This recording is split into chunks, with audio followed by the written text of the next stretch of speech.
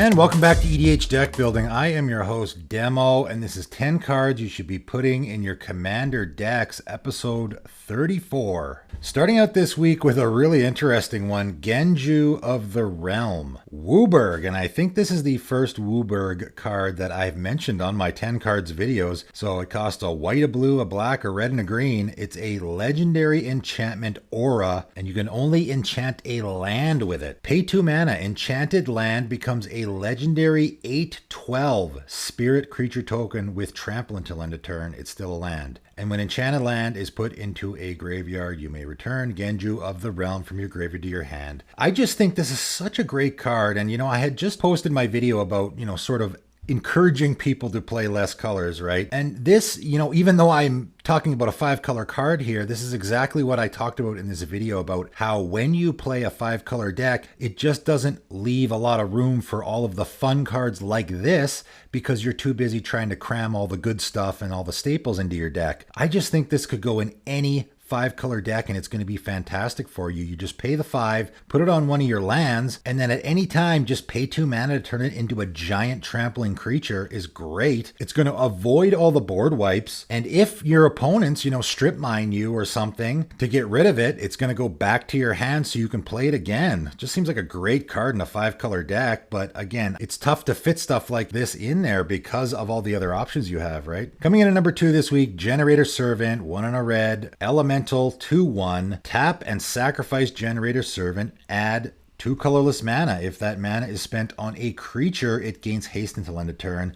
I just think this is a great card that can go in so many decks. I've seen it a few times. It does see some play. If you have a commander that you want to be attacking with right away, maybe you have an attack trigger, maybe you have a deal damage trigger, any of those commanders, there's lots of them. This just seems like an auto-include, right? If you're in red. Not only is it boosting you, right? It's giving you 2 mana, so you're going to get that commander out quicker than you normally would, but it's also going to give it haste so you can attack right away. This just seems like an auto-include in so many decks. Speaking of getting out those commanders faster, coming in at number 3, Geosurge. And this is one I don't think I've ever seen in a commander game. 4 red mana. Red, sorcery.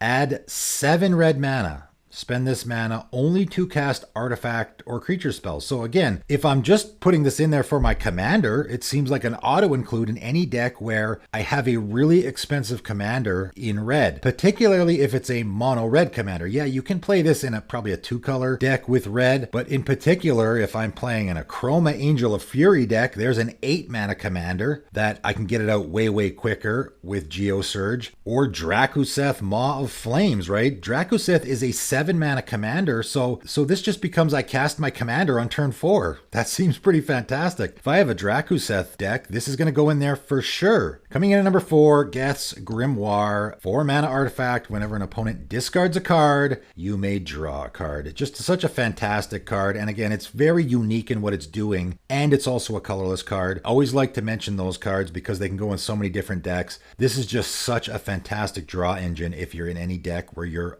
forcing your opponents to discard. This is an auto-include in a Zerzoth deck. I have a Zerzoth deck. This is probably the best card in the deck. It's just such an incredible draw engine there. Coming in at number 5, Girper Aether Grid, 2 and a red enchantment. Tapped 2 untapped artifacts you control. Girper Aether Grid deals 1 damage to any target. I really like this card a lot. I've put it in a few decks. Obviously, it's great in any artifact deck if you're in red, right? You have all these artifacts that are just sort of lying around, and now I can tap them to deal damage. I had put this in my Alibu deck because I got lots of artifacts in that deck, but also I want to be tapping them, right? I want my artifacts to be tapped there. But where this is particularly good and why this card I think is getting a lot better is because of, again, the treasure tokens are just taking over this format. And a lot of times you'll just have a lot of treasure tokens just lying around if you're playing a deck like this. I had put this in my Malcolm Kedis deck because I'm creating a lot of treasure tokens and, I have them lying around, so why not just tap them to knock off a couple of creatures, just deal some damage to my opponents. Why not? I have those treasure tokens lying around anyway. I mean, there are quite a few treasure token commanders now around. Prosper Tome Bound is another one that just came out recently. Whenever you play a card from exile, create a treasure token. So that's going to have lots of treasure tokens lying around.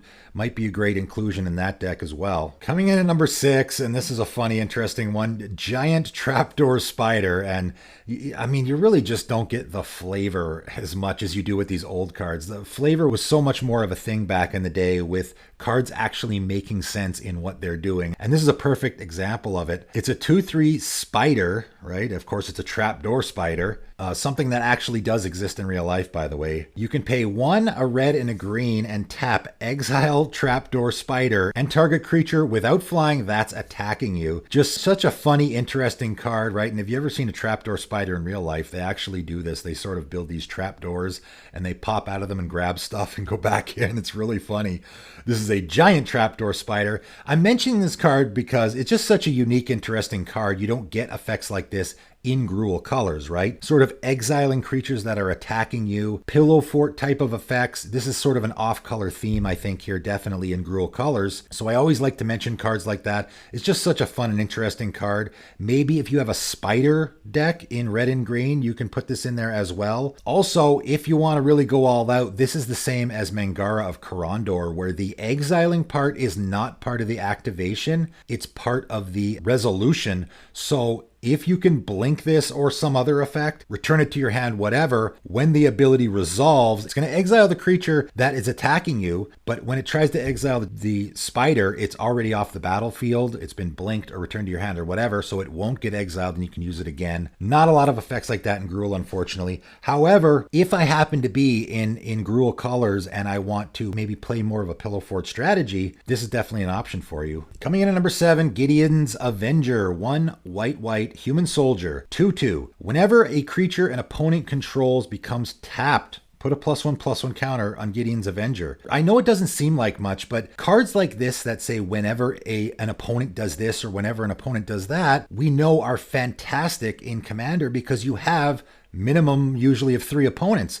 So whenever a creature an opponent controls becomes tapped, that's going to be always. That's going to be constantly. You're going to be piling counters on this guy. I think this is a really underrated card in Commander in general. I've never seen it in a game myself. But on top of that, we're in a +1/+1 counter theme. There's been a lot of white and green commanders come out recently that are +1/+1 counter themes. So I think this is a great fit in those decks. Also, it is a human and a soldier. So it fits in all those soldier tribal decks. And it fits in those human tribal decks. There's been a couple lately. In particular, Kyler, Sigardian Emissary, right? Whenever another human enters the battlefield under your control, put a +1/+1 counter on Kyler. So we're in a human tribal theme already and a +1/+1 counter theme. I think it's a great fit in that deck because it's doing both of the things that you want to be doing, the +1/+1 counters theme and the human theme. Coming in at number 8, Glacial Crevices. And this is a really interesting one. 2 and a red enchantment. Sacrifice a snow mountain. Prevent all combat damage that would be dealt this turn. Very unique. I mean, this is a fog effect, and I think maybe the only fog effect in mono red. I can't think of any other card that does this sort of fog effect in mono red, so it's just so unique that way. I always got to give cards a mention that are unique that way. Sacrificing a snow mountain, I mean, obviously you're not going to put this in a deck unless you have snow-covered lands, right? So that just goes without saying that all of your mountains are going to be snow mountains. Do you put this in a deck where maybe you want to be sacrificing your mountains?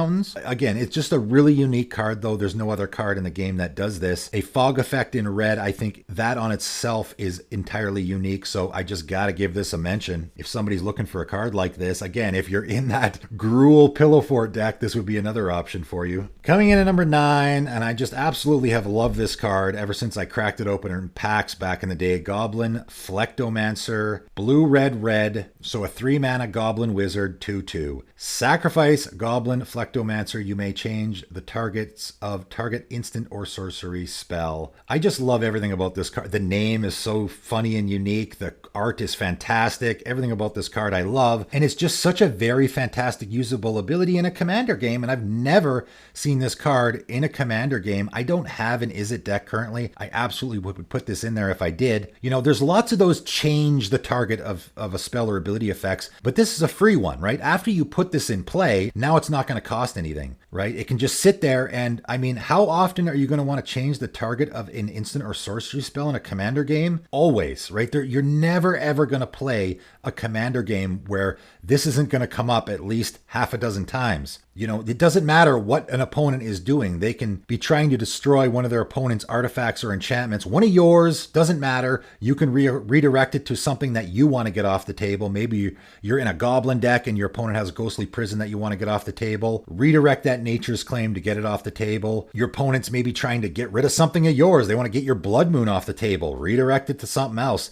This basically becomes a shield, right? Your opponents obviously are going to know you have it, and it's just going to prevent them. It almost becomes a counterspell in a way, where it just prevents them from getting anything they want of yours off the table, but also can be used maybe in a political way where, again, someone's trying to destroy another one of your opponent's things, whether it be a creature, artifact, enchantment, whatever, and they want to strike a deal with you like, hey man, can you redirect that so that I can keep it on the table, and in exchange I'll, not attack you, or whatever the case may be. So it can be a great political card as well. And lastly this week is Goblin Game, another really fun and interesting card, especially in a commander game. Maybe you've seen it before, maybe you haven't. 5 red sorcery, so a 7 mana spell, that's a lot. And really it reads almost like an uncard. It kind of is weird that I think maybe they had thought about making this an uncard and decided to just put it in a regular set. Each player hides at least 1 item. That's right, you're hiding items behind your back, just like the example in the artwork of the Goblin, and then you reveal them simultaneously. So when I've seen this card used in an actual game, you just pick a number. Honestly, I don't know why they did the hide thing behind your back. You can just pick a number, right? Really, that's all you need. Each player just needs to pick a number. You can just write it down and hide it. You reveal them simultaneously. Each player loses life equal to the number of items they revealed. The player who revealed the fewest items loses half their life rounded up. If 2 or more players are tied for the fewest, each player loses half their life rounded up. So basically what happens, again, and this is a guessing game, it's a gamble. It's a really fun card if you just want to be playing like a chaos deck, or some sort of maybe even a hug deck, or maybe a group slug deck. I think particularly this is good in like a Mogus deck where you want all your opponents to be losing life anyway, right? And it can make it really tough on them if you've been hitting at their life total the whole game and their life total is really, really low. Now, if they pick a really high number, taking 10 damage or losing 10 life might reduce them to a really, really low life total that they won't be able to come back from. But if they pick a really low number, right, they only pick 1, now they're going to be the lowest number, and so they get to lose half their life. So maybe it's a benefit for them to lose half their life if they're already only at 10. It just becomes a really interesting sort of game in, I guess, mathematics more than anything. Again, I think it could be great in chaos or group slug deck, or even in like a Neheb deck, right? Any deck where you want your opponents to be all losing life, it can be fantastic. 7 mana is a lot, but in a Neheb deck, at the beginning of your post-combat main phase, add 1 red for each 1 life your opponent's lost this turn. That's going to be a lot, right? No matter what the outcome of your Goblin game, there's going to be a ton of people losing life, and your opponents are going to be losing a ton of life. I mean, you're just going to get an absolute ton of mana on your second main phase from your Neheb, so could be a great inclusion in that deck as well. Just a really funny, interesting card. Certainly unique, no question about that. I always like to mention cards like that in these videos, but that is it for today. That is 10 more cards you should be putting in your commander decks. And if you are thinking of purchasing any of these cards, I do have a TCG Player link. Give it a click. It helps support the channel. But that is it for today, and thanks for tuning in.